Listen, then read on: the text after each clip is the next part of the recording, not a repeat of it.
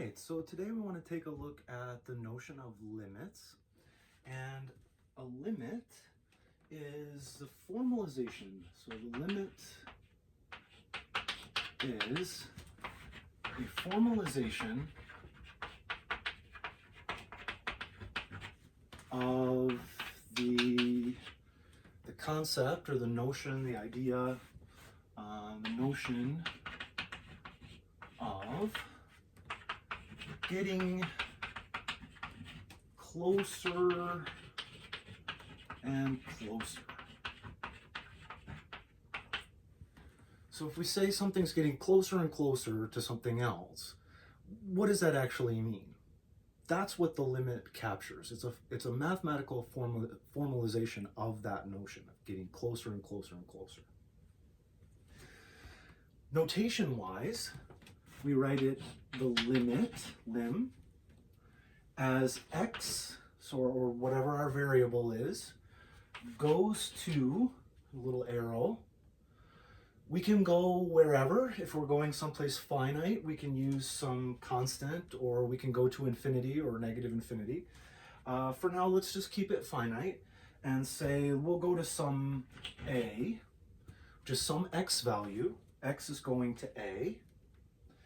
We'll say the limit as x goes to a of some function f of x is L.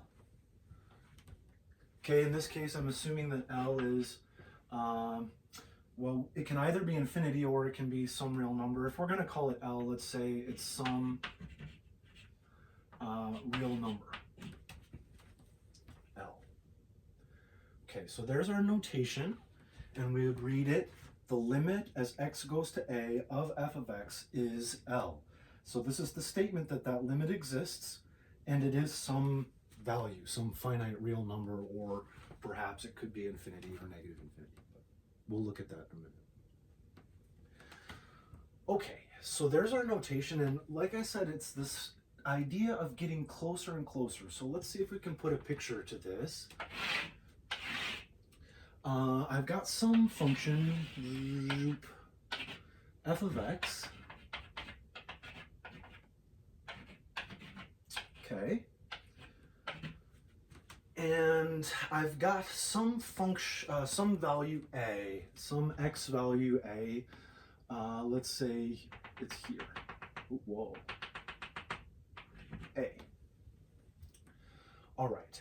And now as x gets closer and closer to a, so x is going to a, well, if we go to a from this side, like this, there's some function value here. Well, there's some value there, L. And we're saying, okay, as my x gets closer and closer to a on this side, my actual function value is getting closer and closer to L. And likewise, on this side, if I take x's that are getting closer and closer and closer to a over here, my function values are getting closer and closer and closer and closer to this L from that side. Okay, so as x goes to a, if we go from the left, our function value is getting closer and closer to L, or if we go from the right, our function value is getting closer and closer and closer to L. That's what this means. As our x's go to a, our function value is going to some value, L, the limit. Okay. Now, the limit may or may not exist. And there's a couple different ways that the limit can fail to exist. But let's first just say when it does exist. Okay?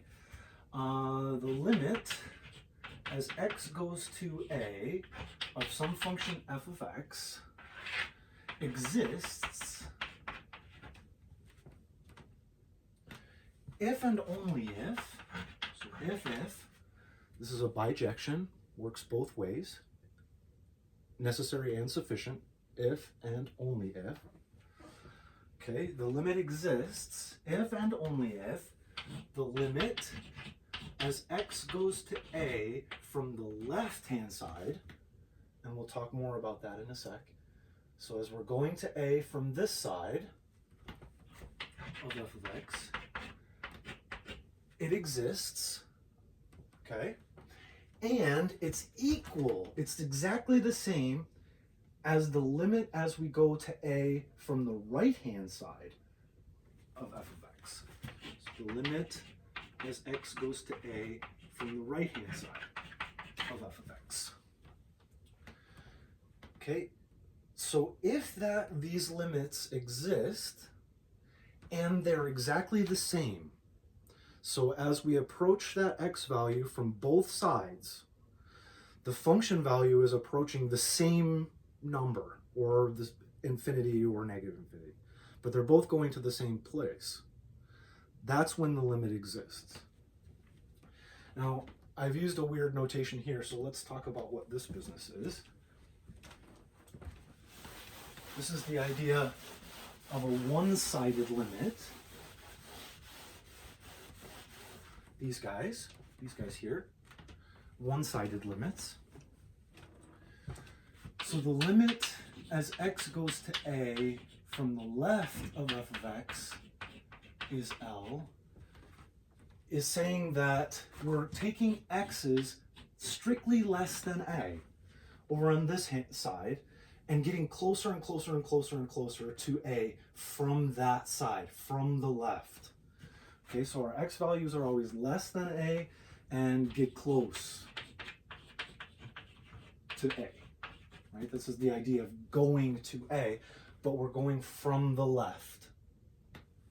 Okay, so that's what this little negative sign means, is from the left. So we're only going this way from the left. Similarly, around the reverse side, we've got the limit as x goes to a from the right-hand side of f of x equals some L. That means that limit exists at some value, and we're assuming that all our x's are strictly greater than a this time. We're over on this side and get close to a. So we're going closer and closer and closer to a from this side, and we're saying the function approaches this L value. Okay? Now, the only way really that the one-sided, the one-sided limit can fail to exist is if it never approaches any value. So if we looked at something like this, say 1 over x on the interval x greater than 0, we say, well, as I'm going to 0 from the right,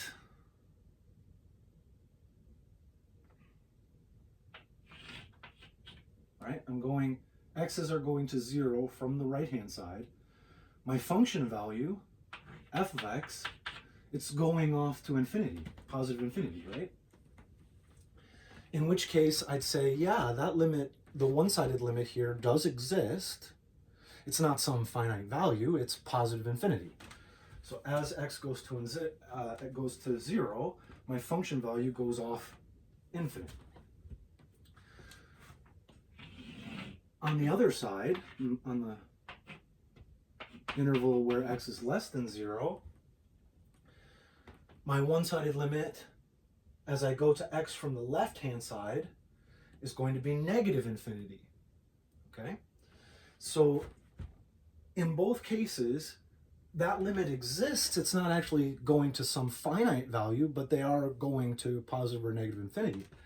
But the limit itself, as we go to 0, does not exist. Okay?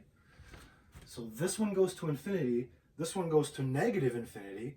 So the one-sided limits exist, but they're not equal to each other. So the limit, as we go to that place, doesn't exist. So either, this was the sort of weird case, as we go to 0 that we're going off to infinity, we're not actually going to some finite value.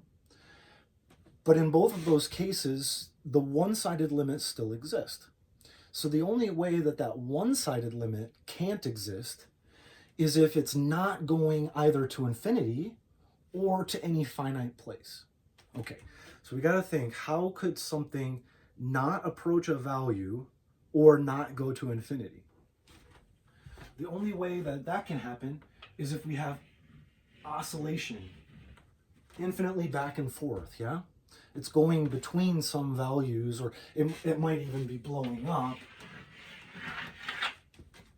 right? But it's not, well, in that case, well, it's not going to either positive or negative infinity, right? It's going positive, negative, positive, negative, positive. So if it's oscillating, then that's when the one-sided limit will fail to exist.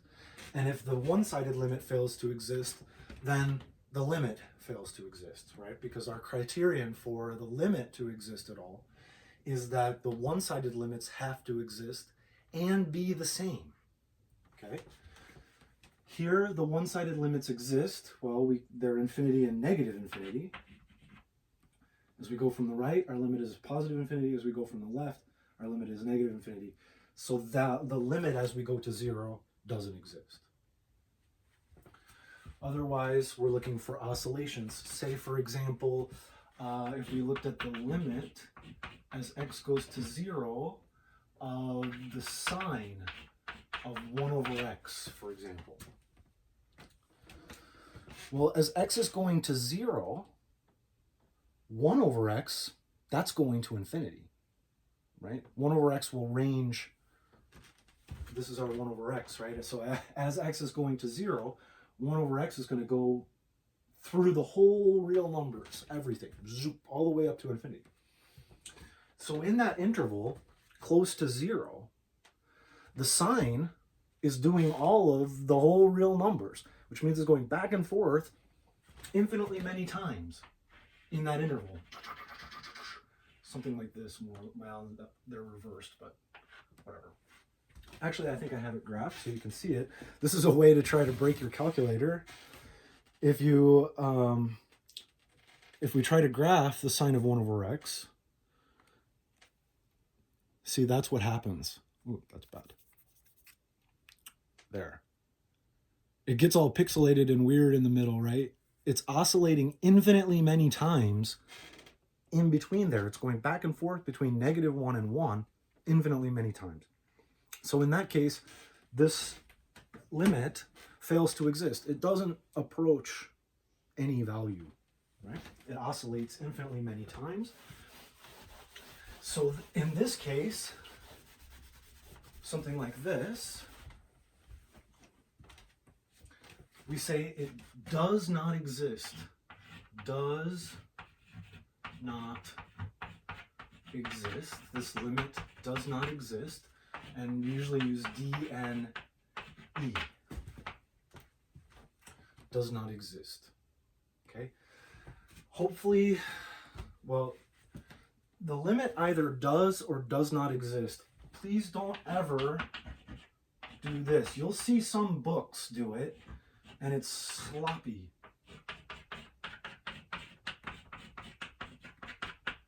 This. The limit of as x goes to a of f of x does not exist. That's nonsense. That's self-contradictory nonsense, right?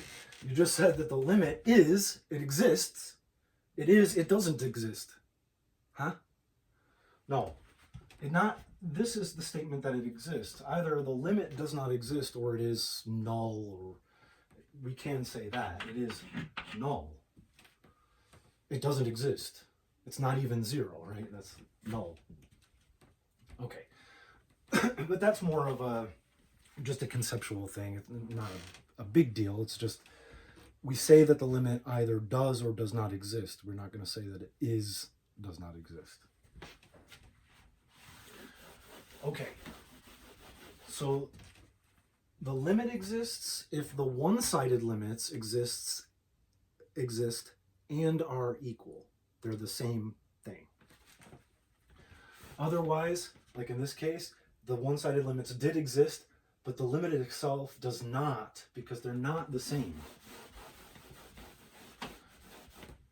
Let me actually write that. We'd say the limit as x goes to 0 from the right-hand side of 1 over x is infinity. Okay. the limit as x goes to 0 from the left-hand side of 1 over x is negative infinity. These are not equal. They're not the same place.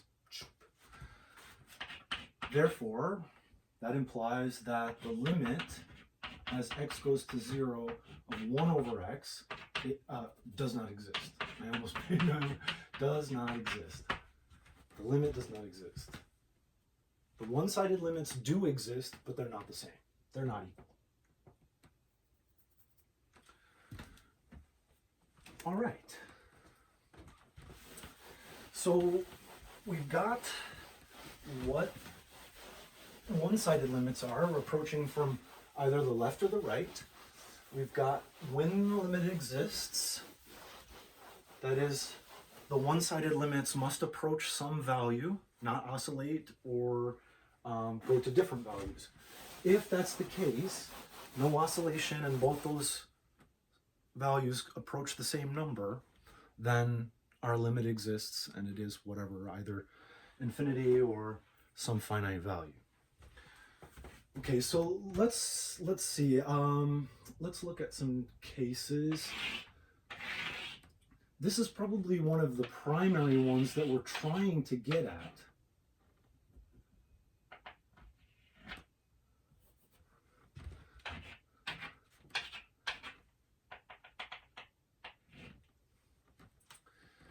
This is sort of one of the situations that we're really trying to get at, because what ultimately we're interested in, remember, is the slope of the tangent line at, say, that point there, here. So we want the slope of that tangent line. We know that it's some finite value, and as I make this point get closer, we see that this number, the slope of that secant, is getting closer and closer and closer to some value. But we know at the tangent, this is a divide by 0 and it blows up to infinity. We've got some undefined discontinuity business happening there, but it only happens at that one spot, right? It's got to be some finite actual value. We can see it right there. And we can see that as our x's get closer and closer and closer and closer, that this number, that the slope of these secants are actually approaching some value even though it's undefined there. So this is sort of this situation that if I'm looking at x going to c, say, okay, well, first I'm going to look at x going to c from the left-hand side. So I'm going to go this way. I'm going to make my x's get closer and closer and closer to c over here. And my function is going to get closer and closer and closer to this value L there on this side. So, from the left, the limit as x goes to c from the left is going to be L. There is some value that it's getting closer and closer to, even though the function is undefined there. Likewise, the limit as x goes to c from the right-hand side, well, I'm making my x's go to c this way, and I'm looking at the function values. They're going this way, closer and closer and closer and closer, approaching this value L, also this value L. Even though the function is not defined there, both of those limits are going to the same place. They exist and they're equal to each other. They're going to the same L. So we have the limit as x goes to, oh, I switched to c, but okay. From the left of f of x is the same, they exist and they're equal to the limit as x goes to c from the right of f of x. They're both equal to this L value, this value here, even though the function is popped out there, it's got a hole. So this implies that the limit as x goes to c of f of x is L. So even though we can't evaluate the function at c, f at c is undefined, right? It has no definition. It's got a hole there. That's what it means to be undefined. So even though f at c is undefined here, we can get that value. We can get what it would have been had it been there. Okay? And this is how we're getting a lot of this calc doublespeak. If I were able to divide by 0, this is what the slope would be. If I were to go all the way to infinity, this is what the value of the function would be. Even though I can't go to infinity, but if I did, this is what it would be. Right? Even though I can't evaluate this function at c, it's not possible the function is undefined. If I could, if I were to be able to, this is what the function value would have been. This L. Okay? All right, so let's look at one of our fundamental limits, one of the fundamental rules.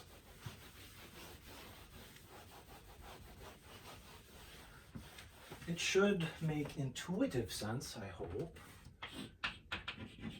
The limit as x goes to, let me go back to a here. Force of habit wants to use c for a constant, but we'll use that probably elsewhere. Anyway, the limit as x goes to a of x. So we've got the function y equals x. That's our 45-degree line. Right? That's our function x. Is, well, let's think about it.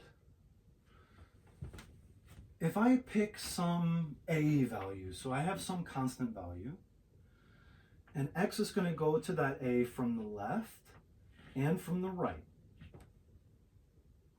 Well, the line y equals x, that's just this line. It's everywhere continuous. There's no holes or infinite rips or jumps or anything I need to worry about. It should just be the function, right? Since y is x, whatever that x is, it should be exactly the same. Okay, so intuitively what we're saying is the limit as x goes to a of x, well, if x goes to a, where does x go? To a. Yeah. So, for example, the limit as x goes to 3 of x, well, it's just 3, right? No problem. Okay, so let's look at that numerically. This is one way to approach limits. Not formal. Later on, we'll look at the formal way. But it's an evidentiary way or an experiential way to get an intuitive sense for what's going on. So what we can do is construct some tables. We say, okay, here's my x value, and I want this x value to go to my constant a. Well, let's stick with 3.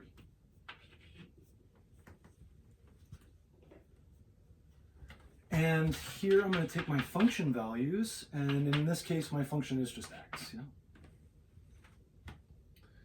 And on this one, I'm going to go from the left-hand side. So x is going to go to 3 from the left-hand side. And likewise, I'll have a similar one. Here, still x is going to 3, but this time we'll go from the right-hand side. And again, our function value is just x itself. Okay, so what I need to do is pick some x values, random x values, that get closer and closer and closer. Now, on the left-hand side, closer and closer to 3. On the left-hand side, I'm going to be like 2 something. I mean, I could start all the way down at -1,000 or whatever, but the idea is to get closer and closer to 3. So I might as well start relatively close. So, well, 2.9 is pretty close. It's on the left, it's less than 3, okay? But now I need to get closer to 3. I need to approach 3 from the left-hand side. So we could go like 2.99. That's closer to 3, still less. And then we'll just keep adding some stuff like 2.9999, and I might jump and get lazy, you know, 2.999999, something like this, right? So those x values are getting closer to 3, always being on the left-hand side, less than 3. On the right-hand side, I'll do a similar sort of thing, but I want to be on the right-hand side. I want to be greater than. So say like 3.1, and then 3.01. That's closer to 3, but still on the right-hand side, still greater. And then 3.0001. And then I might get bored and do 1, 2, 3, 4, 5, 6, 1. Something, you know. Okay? So here my x's are getting closer to 3 from the left. Here my x's are getting closer to 3 from the right. Now, these are all just the same, right? Because my function value is that x value. So these are 2.9, 2.99, 2.99999, 5 of them. You get the picture, right? These function values, which are the x's, are getting closer and closer and closer to 3 on this side. And same deal over here, right? My function value is that x. So as those x's are getting closer and closer and closer to 3 from the right-hand side, these are getting, the function value itself is getting closer and closer to 3 from the right-hand side. So both of those limits exist, and they are some finite value 3. They are equal to each other, so that limit exists. In this case, the limit as x goes to 3 of x is 3. And this is true in absolute general. The proof is very, very easy. But we'll do that when we look at the formal definition. We're just now trying to build an intuitive idea of what's going on. And that's a way to approach the limit numerically. We'll just plug and chug a bunch of different values, getting closer to the value that we're interested in from either side, and then observe what the function value is doing. Okay. So we've talked about when the limit exists and when it fails to exist. If it oscillates between values or the limits go to different places, then the limit does not exist, otherwise it does. If they both go to the same place. Let's talk about the properties or the limit laws.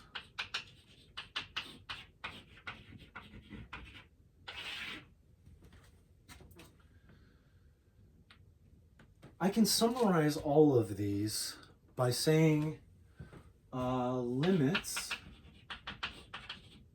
are well behaved. In general, limits are well behaved, and they're well behaved with regard to every operation that we want to look at. So that's why I just say well behaved in general. I don't have to worry about it. So when we say well behaved, that's a mathematical, there's a formal meaning to that, which is this. My function, if I have a function f, f is a function, f is a function, star is an operation,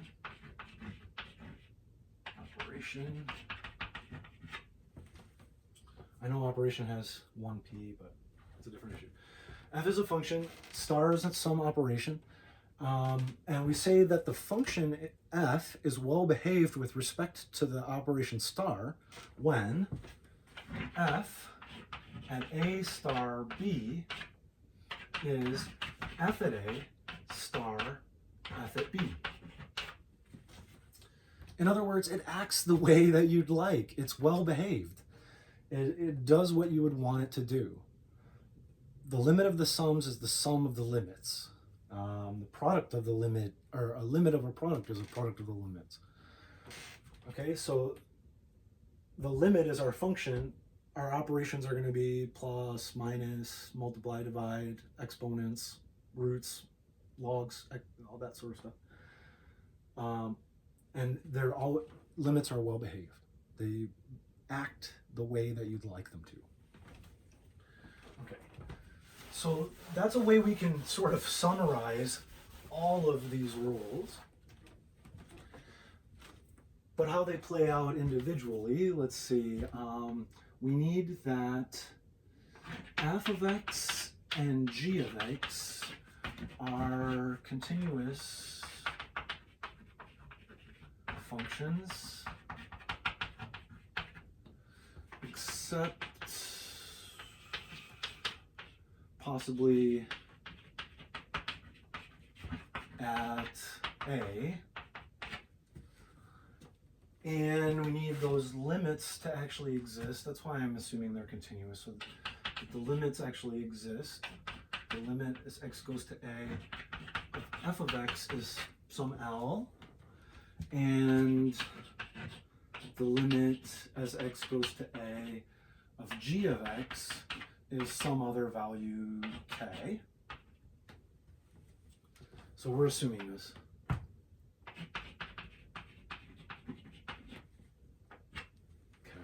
We've got these continuous functions, those limits exist, and we're just giving them a name. So the limit of f is L, and the limit of g is k. Okay. Then the limit as x goes to a of f of x plus or minus g of x. So this is the limit of either a sum or a difference. Is, well, it's the sum or the difference of the limits. It's well behaved. So the limit of a sum or a difference is the sum or the difference of the limits. So the limit as x goes to a of f of x plus or minus the limit as x goes to a of g of x, which is to say L plus or minus k. Okay, so limits are well behaved with respect to sums. The limit of f of x plus g of x is the limit of f of x plus the limit of g of x, and likewise for differences. They're well behaved.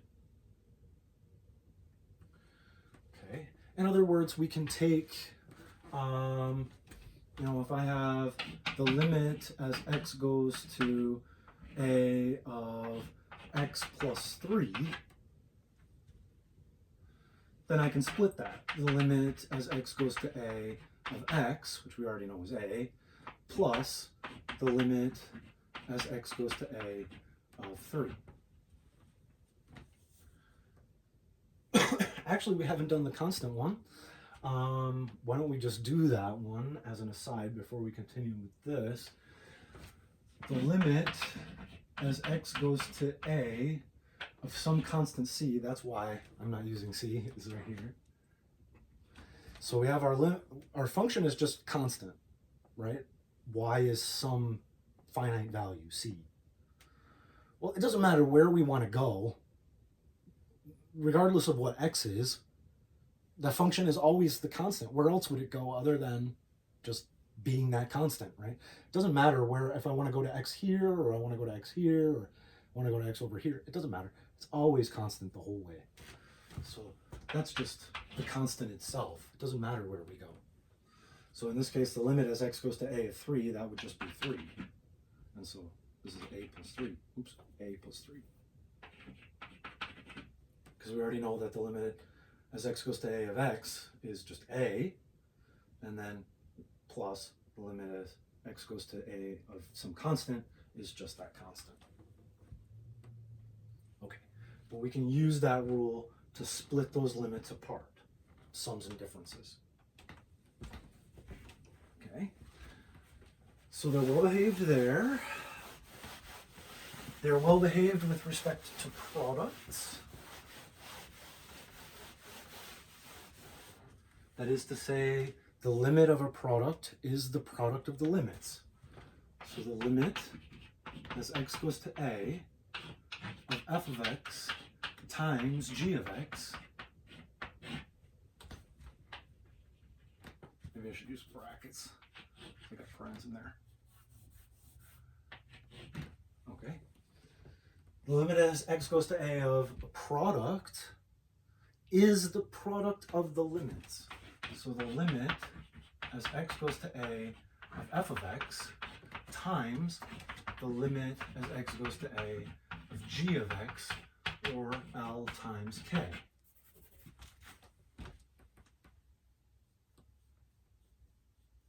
Nice. So limits are well behaved with respect to products. They're also well behaved with respect to quotients, but we got to do a little bit of doublespeak. The limit as x goes to a of f of x over g of x. So the limit of a quotient is the quotient of the limits. Limit as x goes to a of f of x over the limit as x goes to a of g of x, which is L over k. So the limit of a quotient is the quotient of the limits, provided that k, the limit here isn't 0, right? Can't divide by 0.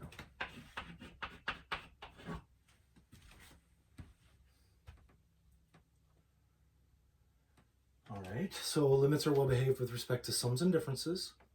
They're well behaved with respect to quotients and products. They're well behaved with respect to powers, and therefore roots.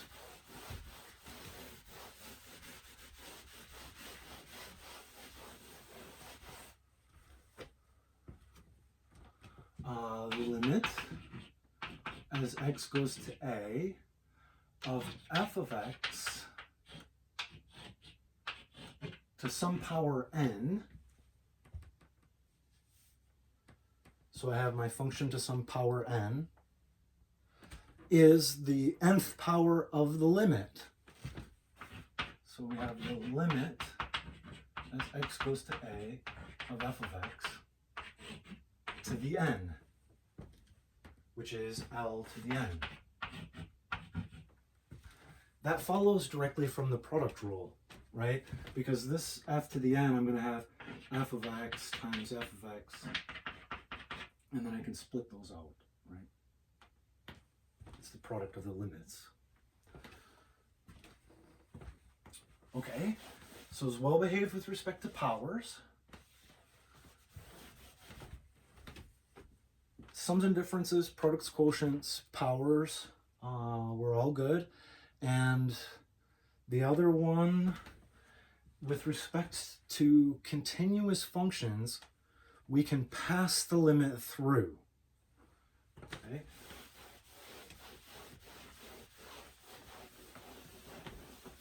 Let me write what I mean there. If I have the limit as x goes to a of f of x, f of g of x, so I've got some composite function. This f we assumed was continuous, except possibly at c.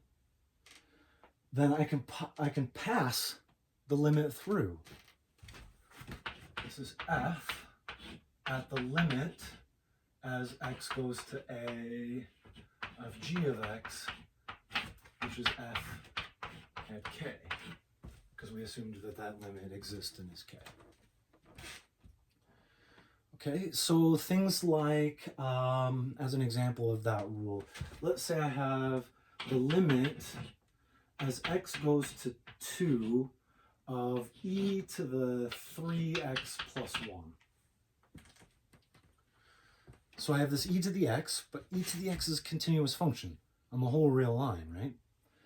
So I can pass that limit through and not really worry about the e part. Not until the end, not until I've evaluated. I say, well, this is the same as e to the limit as x goes to 2 of 3x plus 1.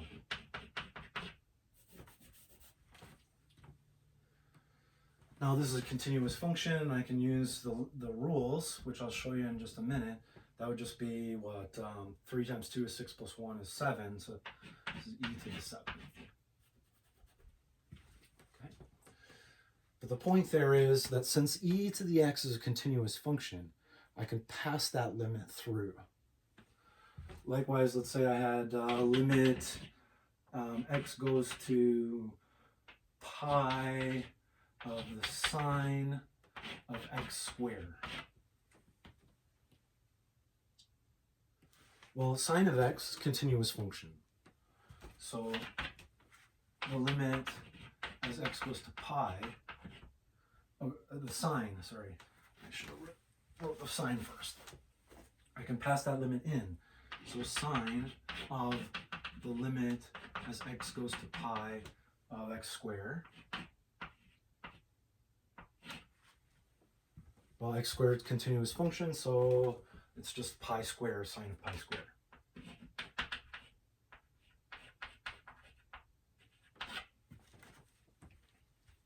Okay. So there's another example of using that rule that if I have a continuous function, I can pass the limit through and evaluate on the inside. All right, so let's see how these rules play out and then forever forget that that's what the issue is.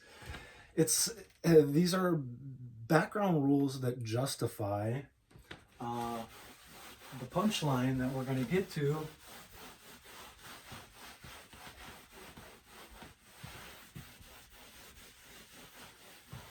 And actually, I'm just going to give it to you right now.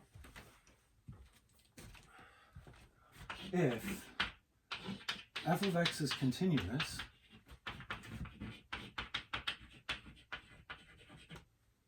and we're going to talk more about the relationship between limits and continuity. We can actually use the notion of limit to get at what continuity is and define what it means for a function to be continuous. Okay, but if we have a continuous function, so we're assuming that, then the limit as x goes to a of f of x, so f is continuous, the limit as x goes to a of f of x is just f at a. Just plug and chug, just evaluate. That's how, as long as it's continuous, that's how all of those will play out. Just as a quick example, let's say I've got the limit as x goes to 2 of 3x squared minus 2x plus 1, right? Well, this is a parabola.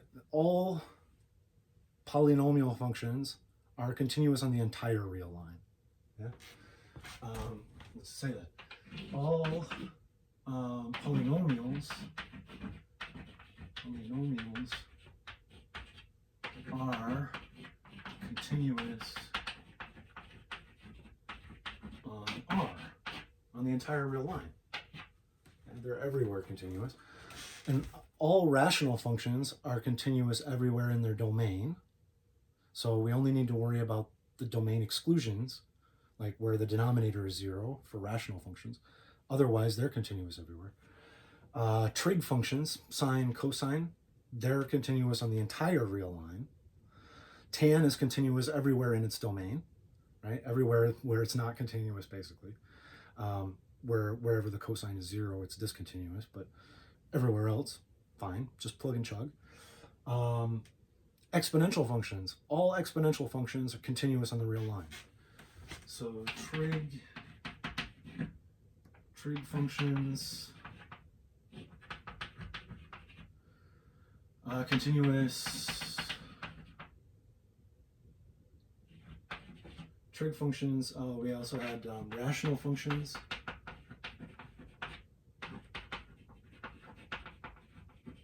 Rational functions, they're continuous everywhere in their domain. Everywhere in the domain. We have to worry about domain exclusions, right? Divide by zeros or roots of negatives, those sorts of things. But otherwise, they're continuous. Exponential functions.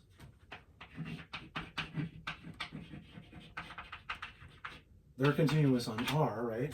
Exponential functions are continuous on the entire real line. Logs are continuous on greater than 0.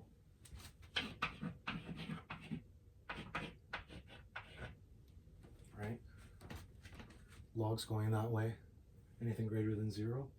So with these things we just know, or we were already familiar with these sorts of functions, and we know that they're continuous on the entire real line, or how to find their domain exclusions if we need to, particularly for rational functions. But something like this, a quadratic, it's just a polynomial function. I know it's continuous on the entire real line. So all I need to do is evaluate that function at the value. It's just plug and chug. So 3 times 2 squared minus 2 times 2 plus 1 is 12 minus 4 plus 1, 8 plus 1 is 9, right? So anytime we're going somewhere to some value that's in the domain of a continuous function, it's just plug and chug. Just evaluate the function at that place. That's all it is. The trouble is when we try to go to places that aren't actually in the domain or have domain exclusions. That's when we have to start jumping through hoops and stuff. Okay? But if it's continuous function, sweet. This is always going to be the first thing I try if you hand me some limit problem. Just plug and chug, see if it works. If it works, if we can evaluate it and we don't get some divide by 0 or something nasty, well, great, then we're done. Okay. But behind the scenes, what justifies doing that, what justifies, maybe I should have kept that, what was it, 3x squared minus, was it minus 2x? No, plus 2x plus 1, I don't remember, it doesn't really matter. And we were going limit as x goes to 2 of this function. So I just want to show you, we saw this is a continuous function, so great, it's just plug and chug. But in the background, the rules that we just looked at are justifying doing that. Okay, so I can split sums and differences. It's the limit as x goes to 2 of 3x squared plus the limit as x goes to 2 of 2x plus the limit as x goes to 2 of 1. Okay, so there was the rule that says we can split sums and differences. It's well behaved. Now I'm going to use the rule products. Okay, so this is the limit as x goes to 2 of 3 times the limit as x goes to 2 of x squared plus the limit as x goes to 2 of 2 times the limit as x goes to 2 of x plus the limit as x goes to 2 of 1.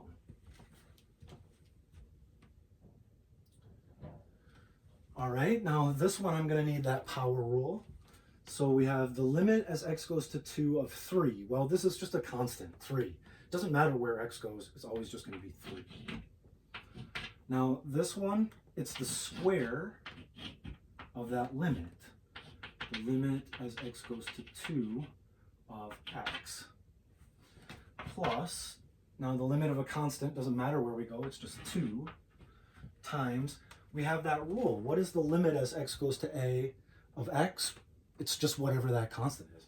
If x is going to 2, where is x going? To 2. Plus, now again, this is a constant 1. It doesn't matter where x is going. It's just always 1. Fine.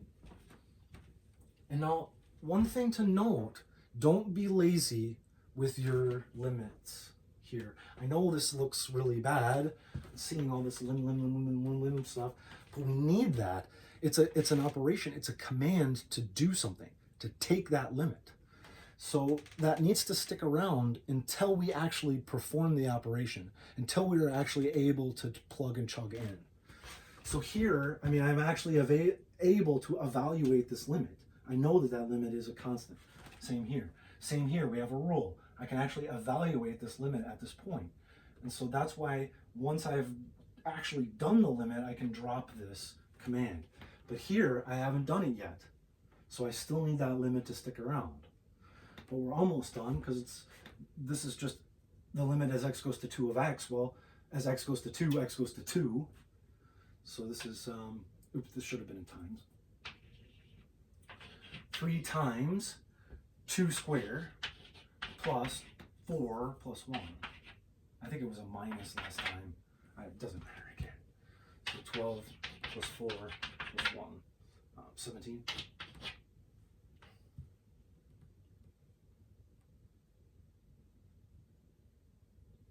Okay. So this is, I'm just showing you how those rules work in the background. And we can use them to split limits up and make them simpler like this. But to actually do that problem, there's no way I'd turn it into a 5-line problem or a 6-line problem. Because that function's continuous, it's just f at a. I just plug and chug, just evaluate. Okay. So we've seen numerical approach, we've defined the limit, we've defined when it exists. We've looked at it numerically, we've seen the properties, how they play out, and we've seen that when the function is continuous, it's just evaluate the function. That's all.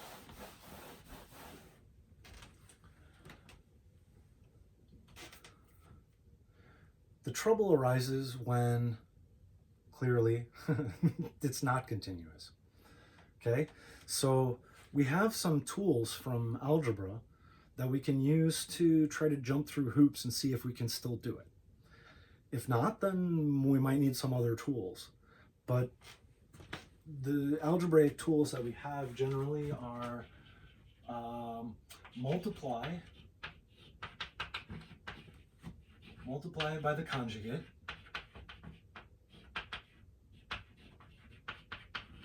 so if we have a plus b, the conjugate is a minus b.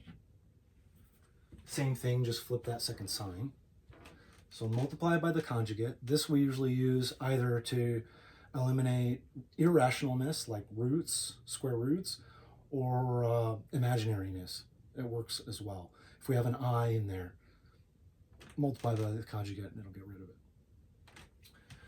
Okay, so that's one tool, multiply by the conjugate. We've got factoring. Right? If I have a divide by 0 in the denominator, but it's a common factor, there's a shared factor between the numerator and the denominator, great. Factor the numerator, get rid of that divide by 0, and I'm no longer having a problem, plug and chug. So factoring, multiply by the conjugate, excuse me, and simplify fractions. That may mean simplifying a complex fraction, reducing it down to a single fraction, or maybe finding common denominators and combining fractions. But simplifying fractions, that can be a tool that we use as well. So let's look, for example, let's say I've got the limit as x goes to 4 of root x minus 2 over x minus 4.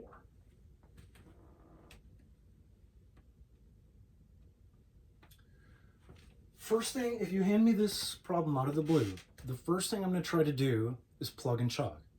If this function is continuous at 4, then I can just evaluate and be done with it. So that's the first thing I'm always going to try. Let's see if it's continuous there. Well, if I plug in 4, I'm going to get root 4, which is 2, 2 minus 2. I'm going to get 0 upstairs. So far, that's okay.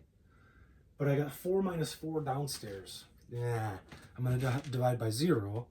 So that's a fail. Direct sub, just plug and chug, not going to work for this.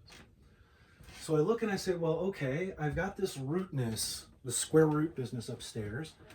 So let me see if I can multiply by the conjugate to simplify that, to get rid of it. So I'm going to want to multiply by square root of x plus 2, right? The conjugate, just flip the sign. Same thing, just flip the sign. But this would change it right now if I just left it that way, right? You can't just multiply the numerator by whatever you want. If you multiply the numerator, you have to do the same to the denominator. Right? And now we are just multiplying by a fancy form of 1, in which case we don't change that fraction at all. Okay, so this is just multiplying by 1. We're okay. Now, the limit as x goes to 4, see, we'd have the square root of x squared. Well, the square root of x squared is just x. We have plus 2 root x minus 2 root x. So those middle ones, the plus 2 and minus 2, they just cancel each other right out. Psst, root x is gone. Bye-bye. Minus 2 times 2 is 4. Okay. So again, that's what I was saying, that when we multiply by the conjugate, we get rid of all that irrationalness, this rootness here, the square root. Now it's perfectly rational, or just x, right? Okay, and downstairs I've got x minus 4 times root x plus 2. And I go, okay, have I made my life any better? Say, the reason that I couldn't direct sub was because I had to divide by 0 here. But look at this. I've got x minus 4 upstairs and x minus 4 downstairs. That's just 1. Limit as x goes to 4 of 1 over root x plus 2. I said, oh, this divide by 0, that was what was causing me the problem. I've been able to simplify that out. Now I'm going to try direct sub again and see if I get a fail. Well, square root of 4 would be 2, plus 2 is 4. So 1 over 4. I'm actually able to direct sub evaluate that limit, and we've got what it is. Nice. So that's how one of those tricks plays out. Multiplying by the conjugate would be one like that. And we're running out of time.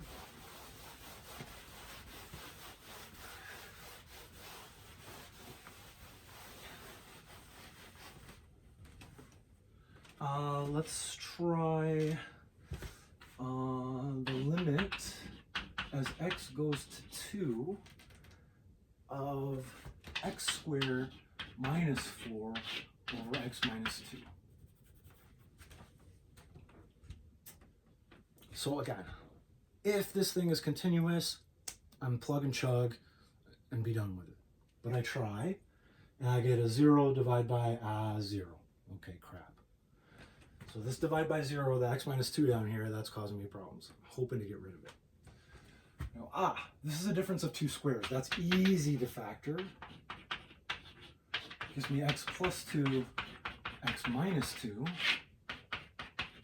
over x minus 2.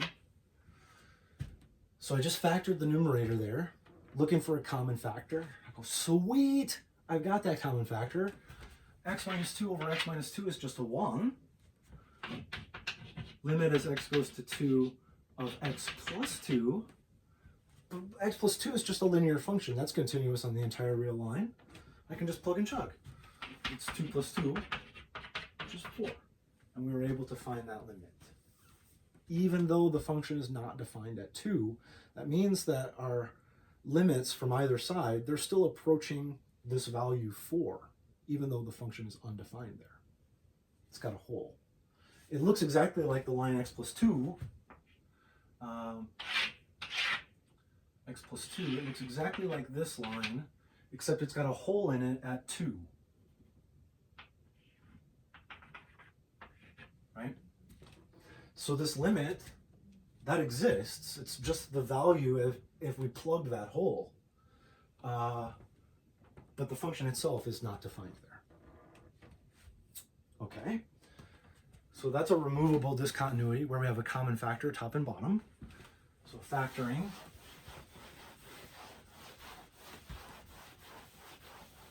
And the other strategy that we can use is simplifying fractions. Let's try limit as x goes to 1 of 1 over x minus 1 over x minus 1.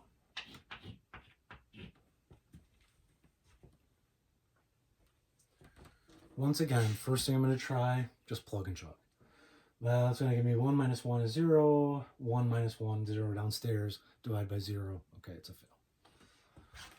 Say, well, I've got this complex fraction, so why don't I try to simplify it? Which means finding a common denominator here and then dropping stuff, right? So I've got the limit as x goes to 1 of 1 over x minus x over x. It's just my common denominator there. Over x minus 1. I can combine those. So limit as x goes to 1 of 1 minus x over x minus 1. Now dividing, this is the same as multiplying by 1 over x minus 1. So ultimately this x just drops down here, or this comes up to the bottom here, depending on how you look at it. Multiplying by 1 over x minus 1 is equivalent. So we have the limit as x goes to 1 of 1 minus x over x times x minus 1. And I'm almost happy. See, I've got this 1 minus x upstairs, but I got x minus 1, and that was what was causing me the problem, the x minus 1. So if I can get rid of that, then I should be all right. These are identical except for flip its sign, right? So I can say, well, this is limit as x goes to 1 of negative x minus 1. So just flip those signs over x times x minus 1. I'm like, swiggity sweet now. There are my x minus 1s. Those are just 1. And I've got negative limit as x goes to 1 of negative 1 over x. Well, now that's not discontinuous at 1. So negative 1 over 1 is just 1. Negative 1. Okay? So even though this function is not defined at 1, the limit still exists. It's approaching negative 1 from both sides. We used simplifying fractions, finding common denominators, and simplifying a complex fraction in order to actually evaluate that limit. So those are sort of the algebraic hoops that we need to jump through. In the next video, we'll look at the relationship between limits and continuity a little more. I gave you that if the function is continuous, then it's just evaluate the function, f at a, right? But we'll look at more in depth on the relationship between limits and continuity and a couple of the other theorems that are needed to get at some of the harder ones. In particular, the one that we want to look at is something like, or it is, the limit as x goes to 0, sine of x over x. See, something like this, we've got that x in the denominator, so we're divided by 0. But I don't have any sort of algebraic tricks that I can use. Sine of x is transcendental function. I can't factor it. I can't find a common denominator. There's nothing to do. And so we need some other tool in order to approach that. And we'll look at those in the next video. All right. See you guys.